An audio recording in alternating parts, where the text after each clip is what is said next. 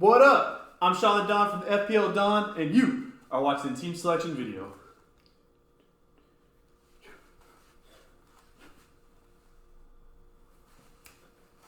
Da, da, da, da, da.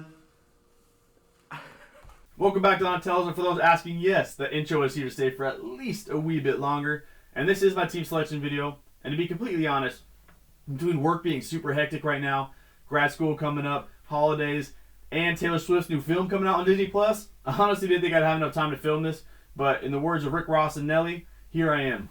So before we get into my Gameweek 9 squad and see how I did, I want to give a quick shout out to Coleman, who is once again on the top of Donatello's mini league with an overall ranking of like 3K or something like that. Absolutely incredible. Also, shout out to everyone who's been joining the streams. I honestly can't put into words how much I appreciate you guys showing up and showing the support. Anyway, in the words of the infamous Mario, let's go. Well, that's terrible. Anyway, let's see how my Gameweek 9 squad did. All right, so as you can see here, I ended up with 48 points, which honestly looks a lot better than what it really was. Because not all heroes wear capes, and DCL was definitely my hero this week, dropping a 26-piece nugget as my captain. I mean, DCL was my MVP, my GOAT, he was my everything. This dude was incredible. No complaints with that, but he also got more than half of what my total points were. So outside of him, I had Chilwell, who came with a clean sheet and a bonus point, so that was awesome, of course. But outside of that, no one eclipsed the 5-point mark. I mean, if we look at the Aston Villa and Brighton match, I had 3 guys going. I came away with 1 point. I can't think of a worst case scenario. I had Martinez, Lamptey, and Grealish combined for 1 point. Lamptey obviously getting the red card and getting me a -1, which is always fun to have as an FPL manager. But in the infamous words of the LBC legend Snoop D-O-double-G, sometimes you gotta take the good with the bad, and sometimes you gotta do bad in order to do good. So honestly, I'm happy that DCL, I was able to nail that captaincy pick and he came away with 26 points. I'm happy Chilwell got the clean sheet points. I'm gonna take the lessons I learned from this week and improve next week, and hopefully next week I get a huge green arrow and I'm back on track. As for my Gameweek 10 squad, I ended up making one move, and honestly this one really hurt because I had to get rid of James Rodriguez. And if you've watched the channel before, you know how much I love LLJR. But it's a business and I had to do what I had to do. And in the infamous words of the best breakup song of all time, James, I ain't messing with you! Just kidding. That's the best breakup song of all time is I Will Always Love You. And I will always love you, James Rodriguez. Actually, what is the best breakup song of all time? What's your go-to breakup song? Anyway, we're getting off the point. I had to drop James Rodriguez, and as much as it hurt, I had to do what I had to do for the best of my squad.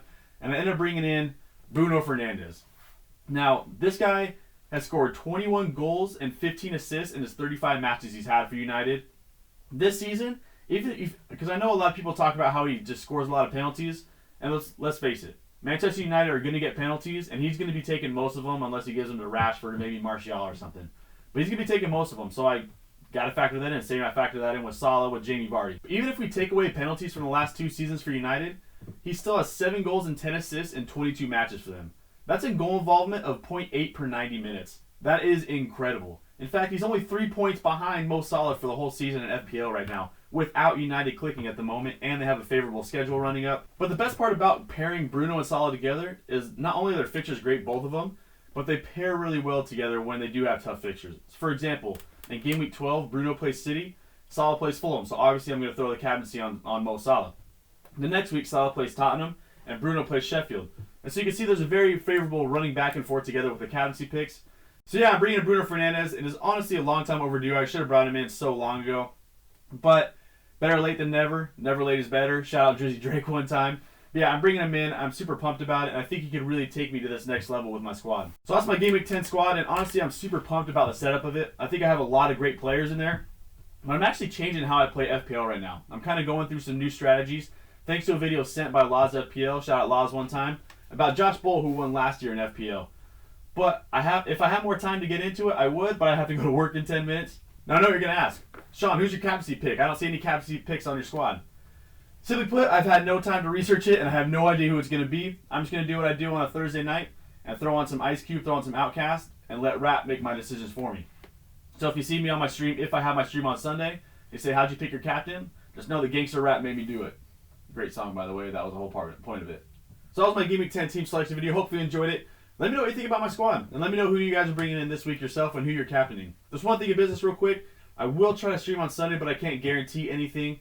If I do, it will be after the last game on Sunday, so look out for that. Last thing I want to say is rest in peace to Diego Maradona, one of the greatest players to have ever played the game. An absolutely tragic day in the world of football today. And I still remember to this day when I was about 10 years old. My best friend's dad showed me the greatest goal of the century. I remember just at that moment thinking, football is beautiful. I mean, Diego Maradona, the way he played when I go and watch his highlights, an absolute beast, first off, and he just made the game look so easy, so fluent, so beautiful. He was one of the key players that made me fall in love with football. Absolutely sad to hear of his passing. I guess this is a good time now to say that life is short and life is beautiful. We got to make sure we enjoy every minute that we can of it. So take some time out of your day to make someone smile. Hopefully I'll catch you guys on Sunday for the stream. Rest in peace, Diego Maradona. Don out.